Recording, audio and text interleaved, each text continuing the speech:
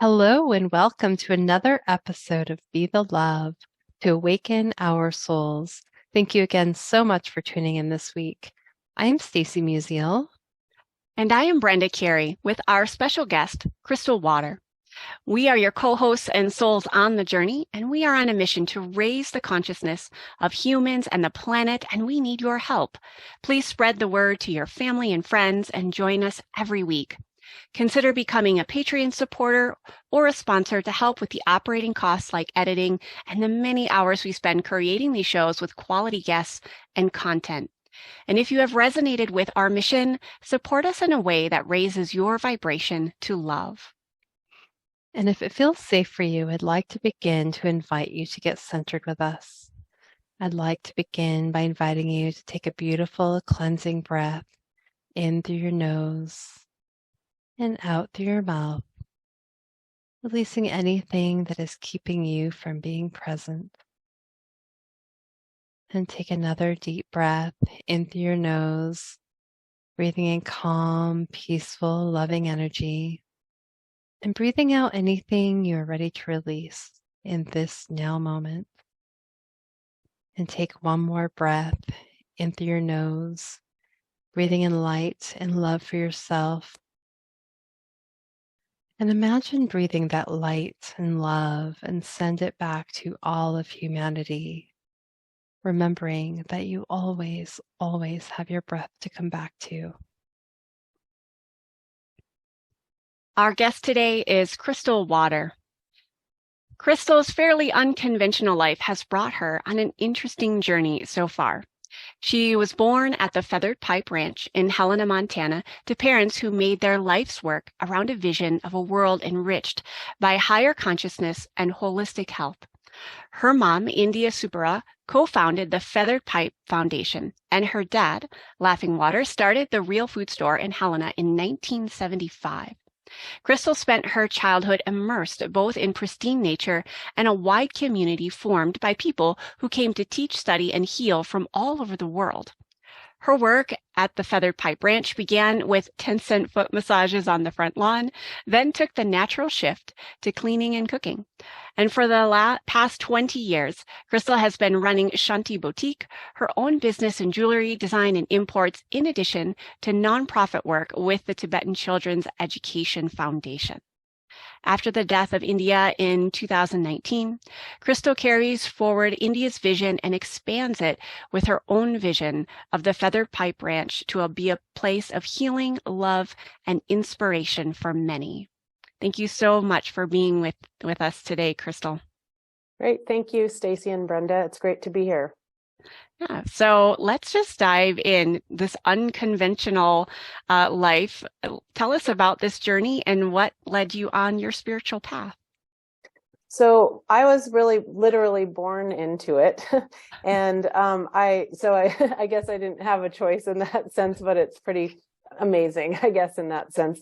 But my mom came to the Feathered Pipe Ranch in 1972, and my dad came in 1975, and that's the first year that the Feathered Pipe Foundation was running. It was actually the Holistic Life Foundation to start with, but it became the Feathered Pipe Foundation.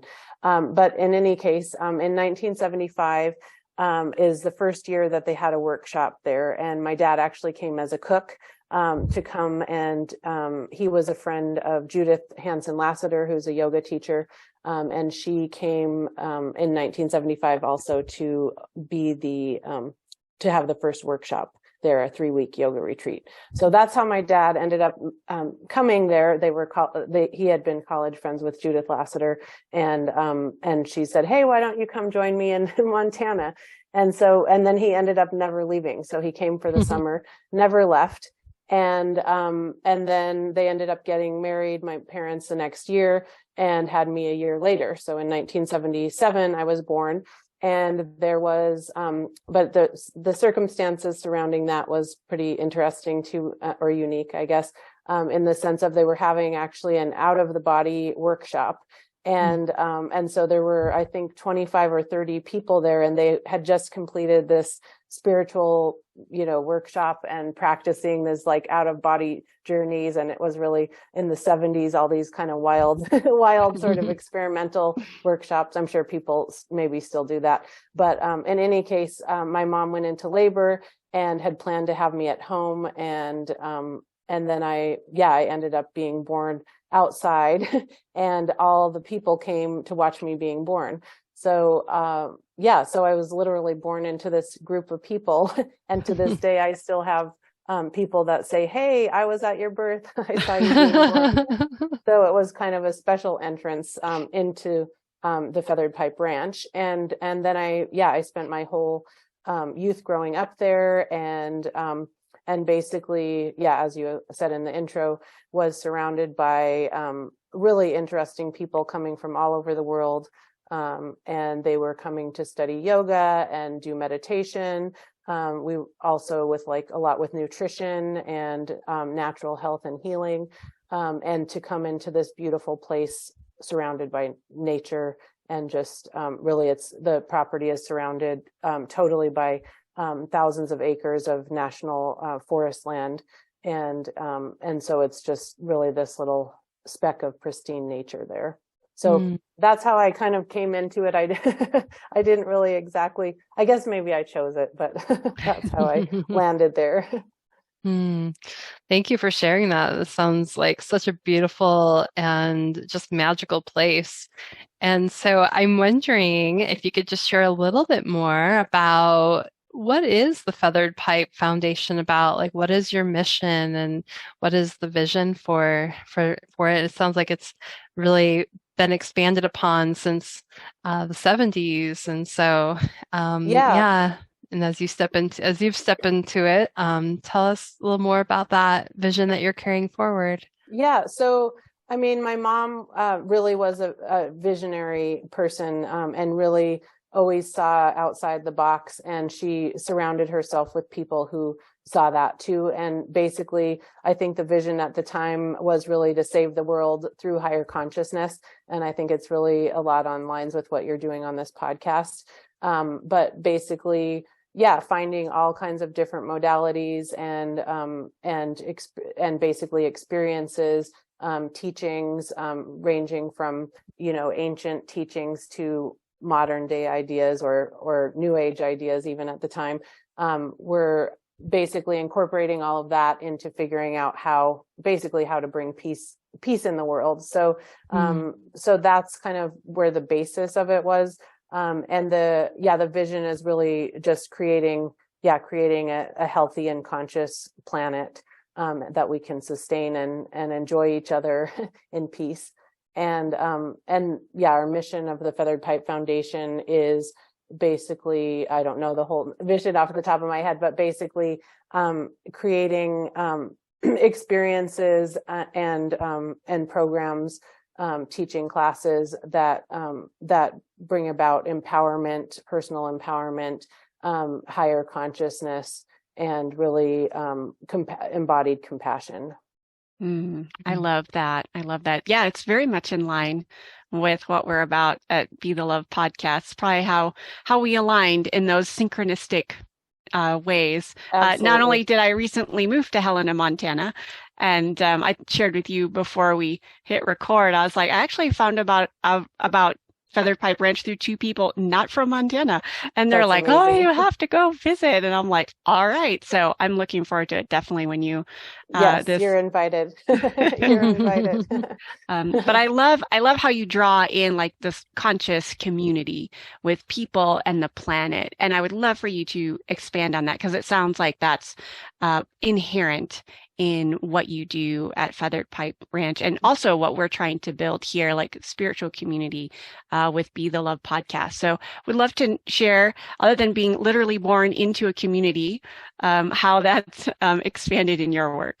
Yeah. So basically, being surrounded by all of these people. And some people, they say they were just like a bunch of misfits that showed up and had nowhere else to go. And literally some people just like their car almost broke down, that just broke down, and they ended up coming there, or just like hearing about it from someone else. And some people just came and ended up spending their whole life, really their whole adult life there. And so it kind of has this vortex of people who have shown up. And I think the most amazing thing about it is just because it's really a place where you can kind of come as you are and be as you are. And it's not about what you do or what you've accomplished. It's just really, about that we can really be ourselves and consciously find ways to communicate with each other and support each other. So like we have our neighbors, for example, they all came in the early days and ended up basically getting a piece of the property that surrounds the ranch and have lived there. And they were really like my aunts and uncles. It was like an extended family growing up. And I mean, it just, you just don't get that everywhere nowadays, like where you really feel like you are family with people who you live nearby. And we basically always were there for each other, and living out, of course, in nature, you're in this situation where you kind of have to in Montana anyway, but then during the summers, of course, everything opens up and people came to, for example, cooking, and we really concentrated a lot on natural foods, and health and healing foods. Vegetarianism. And so in the 70s, actually, when my dad arrived at the ranch, and then decided to stay after the season was over, my parents together decided that we needed organic food in Helena, and there was nowhere to get it. And it was kind of hard to grow at the ranch. They also tried to make their own gardens up there, in the early days. And, so anyway, they decided to start the real food store and in Helena, and started out with like bulk beans and rice and some organic produce, and really were, I think, maybe one of the first natural foods stores in Montana at the time, and really are still there today. So that's been very much a part of the mission too. So I think I got a little sidetracked there, but the other thing I wanted to mention is I heard on your podcast, one of your podcasts too, with Nina Simons from Pioneers, and she was talking about heart-based leadership, and that it really resonated with me too, because that is really what my mom was all about, and she always led from the heart. It was never about like a business it always was about the human connection.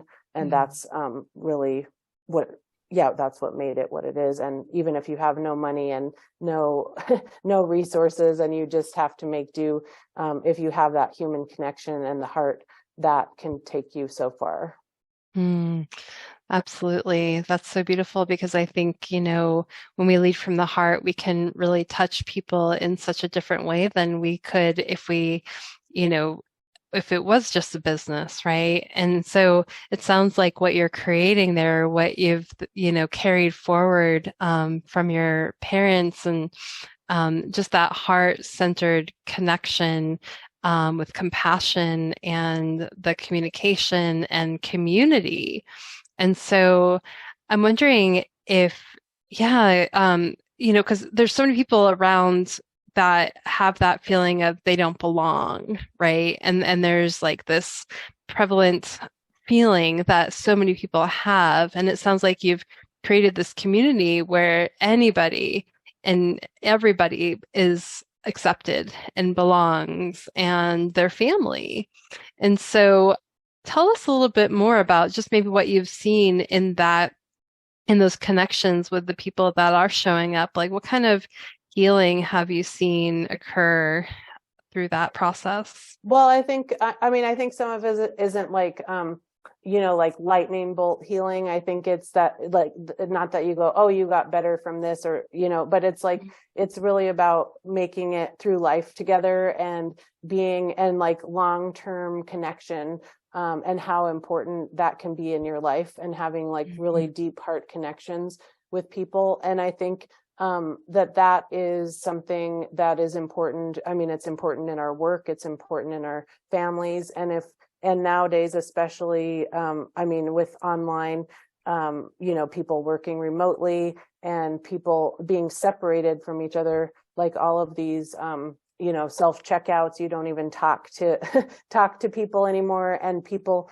even though we're connected through the internet or through social media, it's like people are feeling lonely and feeling, this emptiness. So I think that is something that has really been core, that what we do at the ranch, both for guests and for people who live nearby, and for people who come to work there.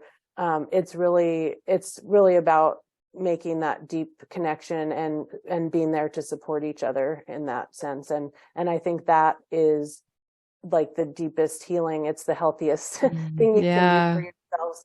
And that's really, that's at the heart of it, is being able to have that connection.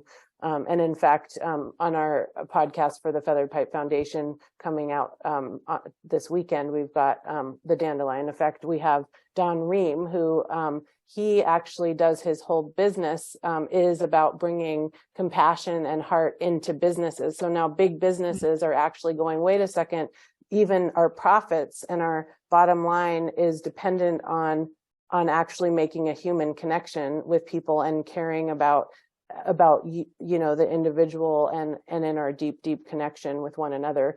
And so even big corporate businesses are now starting to do this. So I thought, wow, we've been doing this all along, we didn't even know. The systems are shifting. Yeah. And also like that there's like, I mean, in a lot of workplaces or things, like people have, it's like a hierarchical system. And that's something that that's something I've been especially trying to make sure we don't do at the ranch with the people working there, and that it's actually like each person is integral to what we're doing. And it's like one can't function without the other. And it doesn't matter if you're cleaning the toilet, or if you're hosting a guest, or if you're, what I mean, like every element is important. And I think that's part of the holistic vision, I think, is really valuing the whole and and all of our parts that we make up together. So I think that's where our community basically has played, I think, a role in kind of long-term healing, or just, well-being more so than healing. Sure. Yeah, I can see that how nature, because everything is integral within nature, influences, the community that's created, whether at Feathered Pipe or others. Like everyone has, I don't know if I want to say a role, but everyone has a key piece of they're there, and it doesn't matter what the actual job is, but we bring our whole selves to that. I've said many times on other episodes, like as humans, we're just designed as nature to be in community. Like that's how we're wired up. Yes. And it saddens my heart so much, to see people isolate. And I understand for maybe various health reasons. However, I do feel like in order to heal on many levels, physical, mental, emotional, all of those, being in community with people who help raise us up. And that's the other piece of community I'd love for you to speak on, if you'd like. But some people, like, especially since I've moved to a new town, I'm being really intentional of aligning with people that accept me, that help, raise me up, and are really have a vision for themselves, because it like propels me forward. And, previously I think I was more in a mentality of, well, I've probably been friends with this person a really long time, but we're just not aligning anymore. And it's not that, I'm judging that person, but there's also this point of when we feel okay to let community or people go as well. And that's not a fault of our own, but just realizing that community can help raise us up to the direction where we do want to go. I don't know if you have anything in terms of like communicating that of, when you find whether it's yourself or a person being like, I think this is I need to align myself with a different community as opposed to maybe what I was in or what currently was.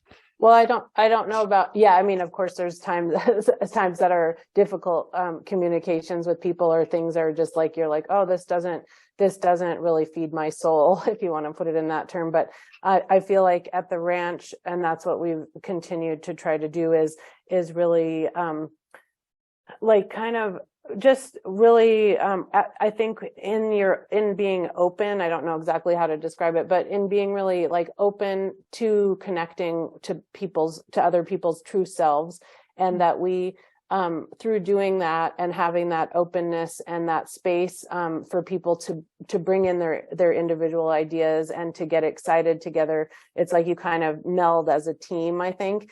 And with what I've seen is when you've got people rolling in the same direction, or that they're like, yes, this is, with that openness, it's not even that you have to have the same ideas, but that you at least have a sense of respect for one another, and an openness for some ideas, and also being, I guess, happy for other people when they come up with a good idea, and not jealous for that, oh, why didn't I come up, and try to like push that down.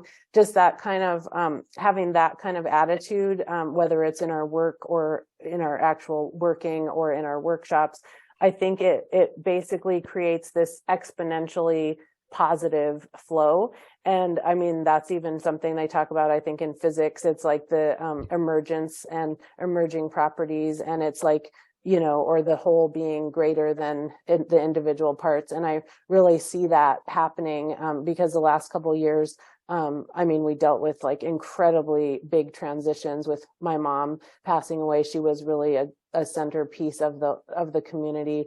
And because she was so full of heart and love, she led that example. But sometimes, when somebody like that is not there anymore, people just go, oh, we don't know what to do anymore, or we're going to fight, or, just like kind of power play stuff, or, things like that can happen. So it's like a big transition, that you get through grief and experiencing grief.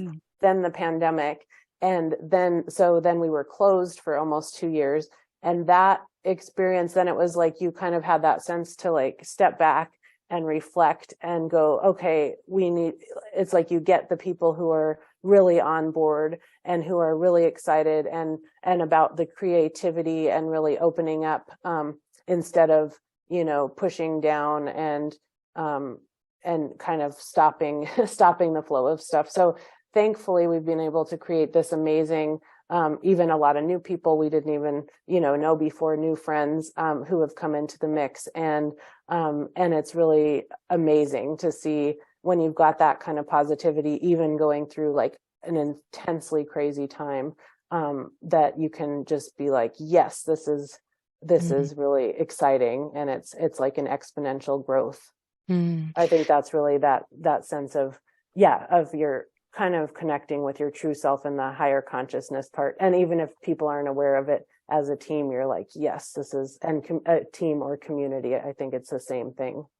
Yeah, I was just thinking, as you're talking, you've got like the community together, and everyone's going to have their different parts coming in, right? And so as you're learning to work together, it does create the sense of awareness, but then there's that openness, but like which parts are coming in at each time, because people become maybe triggered, or they have their own stuff that they're working through, and how to really work together through that in community, and for the raising of higher consciousness, or coming from maybe a higher consciousness place through awareness. So tell us a little bit maybe more about that, and like how you see that piece coming in as you're working in community and really leading from that place of higher consciousness.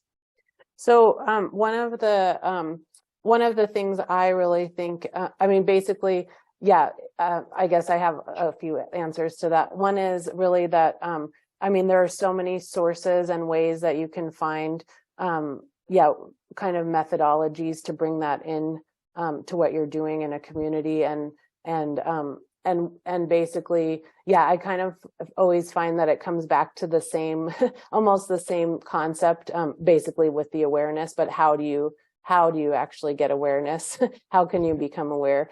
And one of the things that I find to be extremely helpful, just on a very practical level, but I think it is just so deep, is nonviolent communication practice. And nonviolent communication is basically a methodology that Marshall Rosenberg, who has passed away some years ago, but he wrote a book called Nonviolent Communication, and basically he really went around the world and even negotiated or talked with people who were, arch enemies. He went to Israel and Palestine. He went to Africa, where there were extremely brutal things, massacres going on, genocide.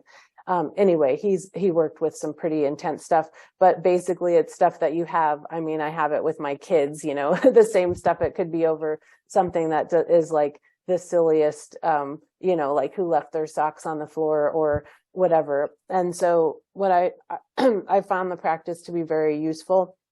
And would you like me to explain a little bit about how?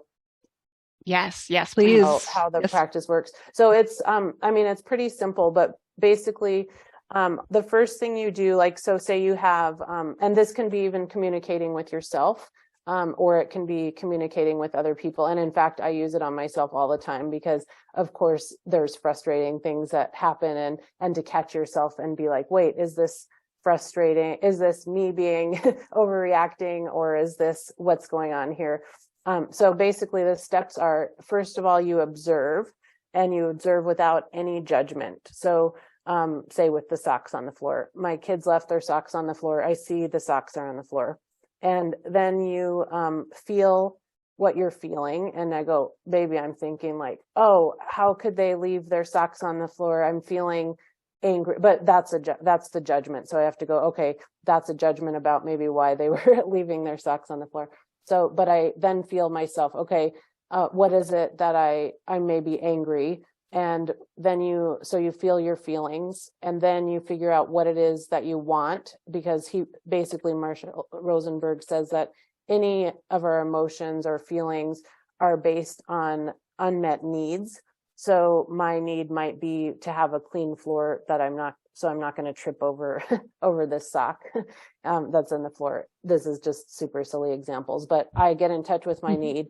And then then the last step is you make a request. So then I would ask, and it's a request with no expectations. So you basically would say, son, would you please pick, or first you actually say this, sorry, step back a second. I would say, I see there's a sock on the floor, no judgment. I would like to be able to walk, and I'm feeling a little bit frustrated because I would like to be able to walk across the floor without tripping over the sock. Would you please would you mind picking it up? And then you have to also be open to not, like if the person says, no, I'm not going to pick that up, that's okay. You have to be able to accept that. So it's essentially observing without judgment, getting in touch with your feelings, figuring out what your unmet need is in relation to that, and then making a request. But the cool thing is you can do it with yourself. You can also do it with other people. And you can try to find out, like say they're upset or angry, you can try to figure out what it is, what's going on for them right now. It's not about something that happened in the past. It's also really very much in the present, which I'm sure, as you know and talk about on this podcast, it is, that's key, is if we're not like living in the past or living in the future, it's what I feel and what I need right now and how I can request that and not make judgments.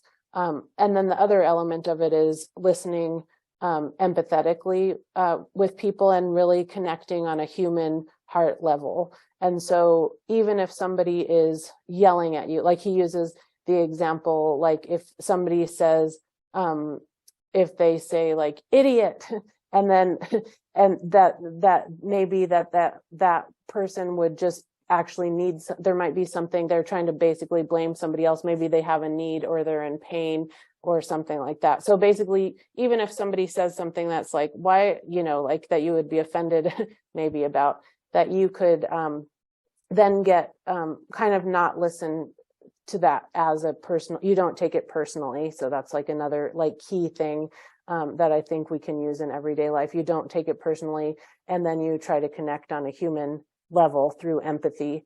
And empathy is basically understanding somebody without necessarily without agreement. You can just really try to understand and connect.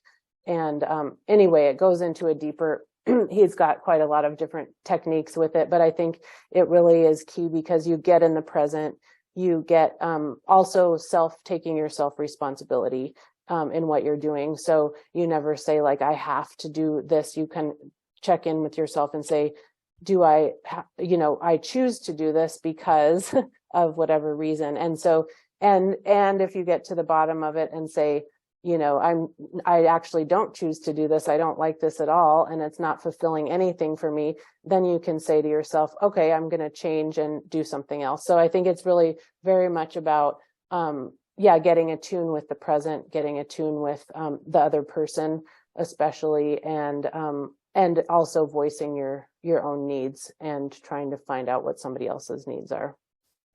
Does that make sense? I don't know if I describe that very well.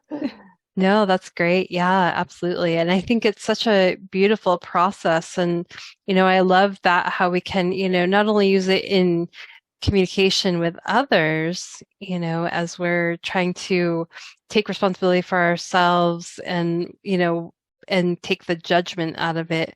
But then there's that element of how can we start talking to ourselves, right? Because it really starts with the self. Like how we talk to ourselves is how we tend to talk, to or judge others, right? And so I love that. Can you maybe give a little bit more of an example about how one can use it for themselves if they're going down that rabbit hole of spiraling thoughts? So like, I'll give a super easy example, like in the kitchen, say I need to cook dinner, say it's time to cook dinner for my kids and, or my whole family. And I am tired and whatever. And I'm just like, I start to think, I have to cook dinner again. Why did I've cooked dinner 5 times this week and I'm just tired, and thinking that maybe I start to feel like I'm a victim. And it's like, as soon as I'm really trying to consciously do that in my everyday life, is anytime I start to feel like that, I go, wait a second, what am I doing here? Why am I feeling like this? So you just stop and check in with yourself. So that's the first thing in communicating nonviolently with yourself.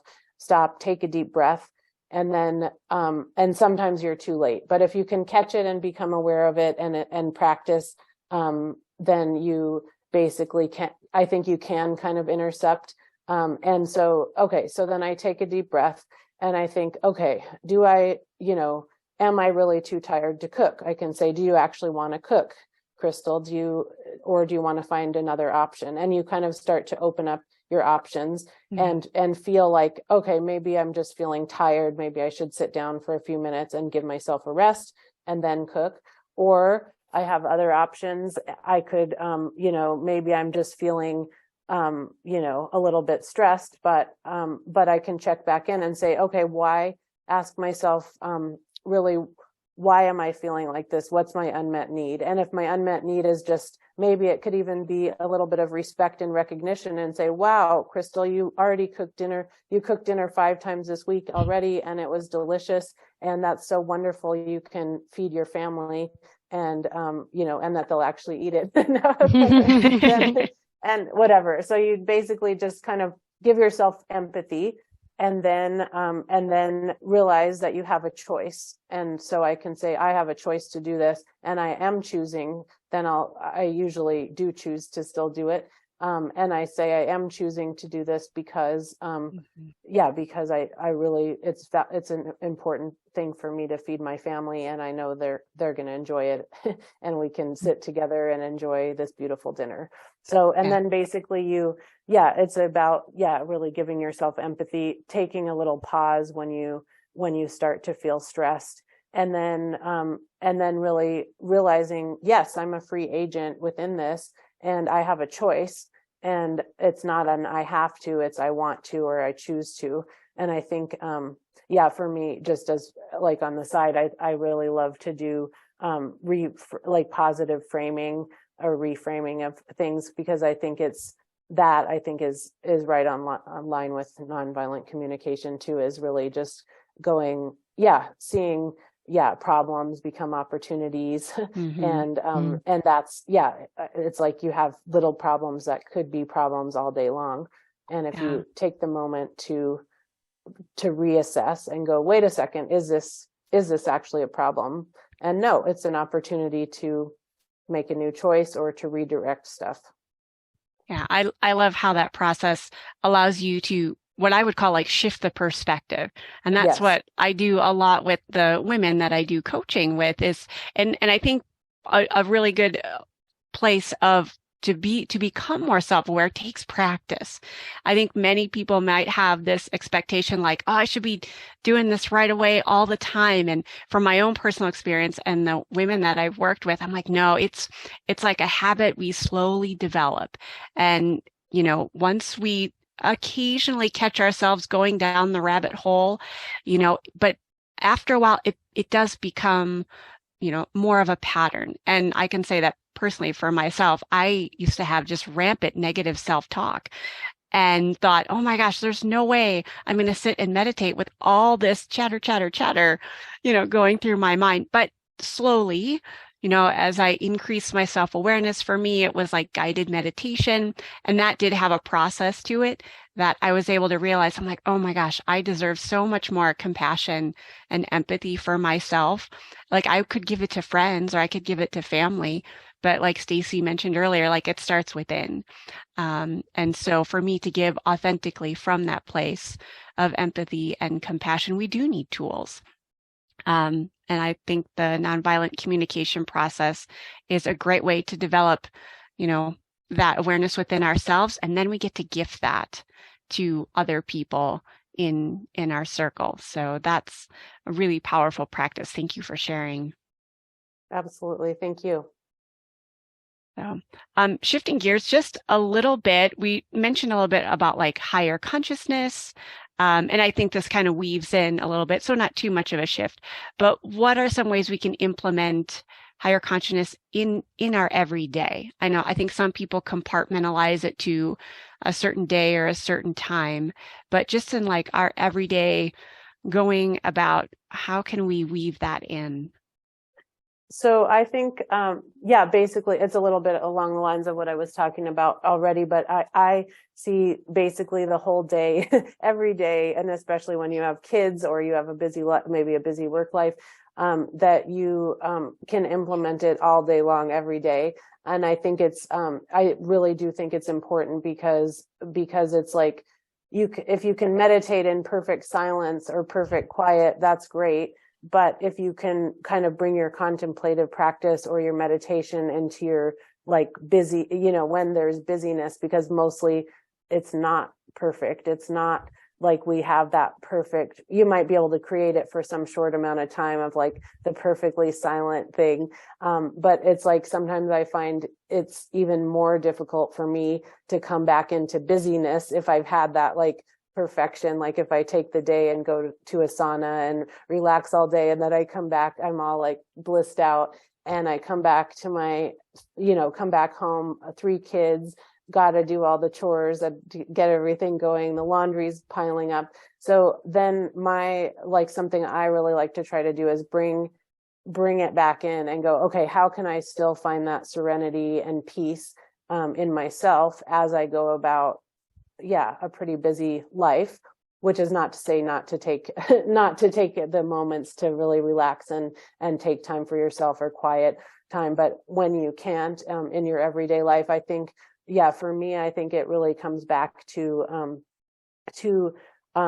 really getting in touch again, like through nonviolent communication methods in myself, or other, I mean, there's all kinds of contemplative practices Eckhart Tolle talks about, or people talk about being in the moment, or just taking some deep breaths in and out.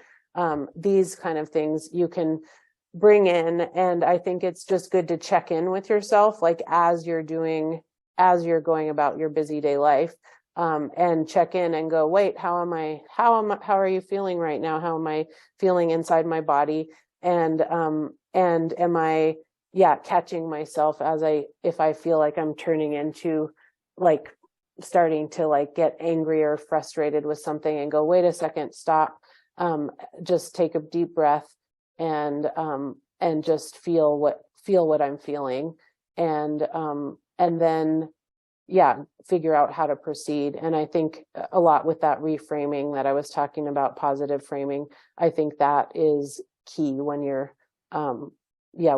trying to bring higher consciousness into everyday life, with your family, and being surrounded by maybe busy times. So, and I also try to bring that in with my kids, and we try to, like, if my little one comes to me and she's really upset, we just like look at each other and kind of lock in on each other's eyes and focus, and I just say, I'm here with you, I want to listen to you.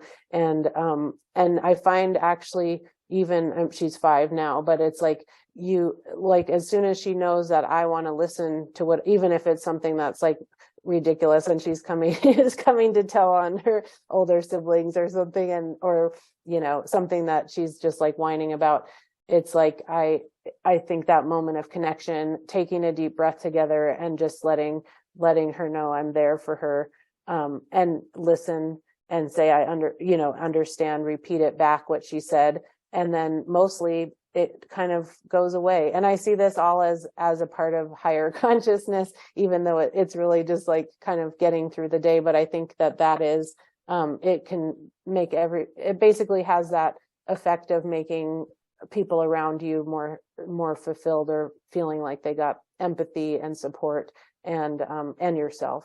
So I love that, because, even, with that example with your daughter, it's like, when she's coming to you, and you get to take a deep breath together, it's your nervous system, her nervous system is regulating, and, as she's upset. And so it helps move that energy, and calm that, and how healing and how beautiful of a model that can be, just if we all bring that into the lives of our children, and just, just say, I'm here with you, and what that would do for, humanity, if we can all just take that moment from that higher place of consciousness. And I'm wondering too, just to kind of touch a little bit on, because I think there's parts of our ego self that can come in and take over versus our true self, right? And I'm wondering if we can just kind of touch on that a little bit, and how can we move out of ego into our true self, and really, how can we recognize when we're operating from both sides, and how do we switch into our true self, if that question makes sense?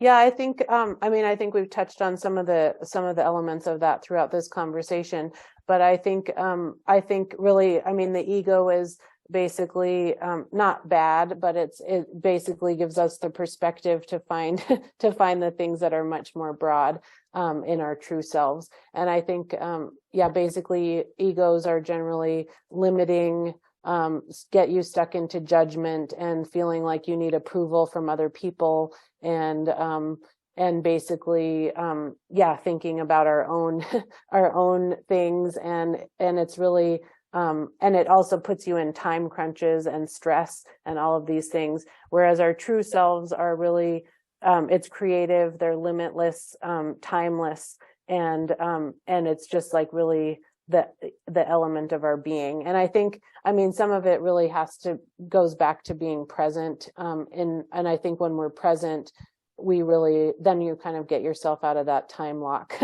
And that is, yeah, I think that's really the key of it. And I think once you realize that we are all connected as human beings, that we're all living on this planet together, and you feel part of this bigger, like the bigger whole or the universe or beyond, I think that is all of the daily stuff and things that we worry about, it just melts away. So I think that's when we kind of can feel we're kind of getting out of our egos. And of course, it's easy to slip back in, but it's kind of fun when you start. I just do it as a practice that I kind of try to identify in myself when I feel like I'm falling into victimhood, or when I feel like I'm being angry at things that don't really mean anything at all, or really not connecting.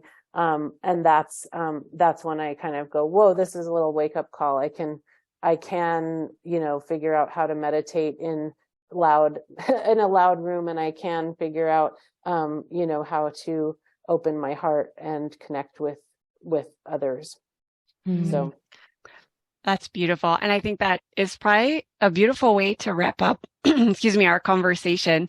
So, Crystal, can you tell our listeners where they can find you and what you're currently working on? Yeah, so you can find us at featheredpipe.com. And we've got from the website, that's for the Feathered Pipe Foundation. From the website, you can see all about the retreats that we have in person, as well as connect in with our community. We've got a community page that has all kinds of blog resources from teachers. Many, many wonderful teachers write some articles for us. And you can connect with us on social media. I don't do very much social media myself, but you can find all of our email contact on the website. And we would love to see you at the Feathered Pipe Ranch. We've got our season is starting up again in June, I believe, or the very end of May. And we just run from June through the end of September. So we've got weekly workshops there, and it's in basically a small group comes each week, and it's really lovely. So I really hope that you can come up at least to visit us too, Brenda and Stacy, and would love to see you up there. Sounds like a beautiful place, and I look forward to checking it out myself. So absolutely. Well, thank you, Crystal, for being here with us today, and sharing this beautiful conscious conversation. Thank you. And thank you for listening to Be the Love podcast. If you've enjoyed listening to our show, please share the love by sharing it with your family and friends, giving us a 5-star written review on iTunes and Spotify, or liking us on Facebook. And please consider supporting our mission to awaken our souls with a monthly donation that helps us with the operating costs of this podcast, so we can continue to spread the love. To contribute, visit our Patreon website at patreon.com/Be the Love podcast. And stay tuned for more episodes being released on Mondays at 5:55 a.m. Mountain Time.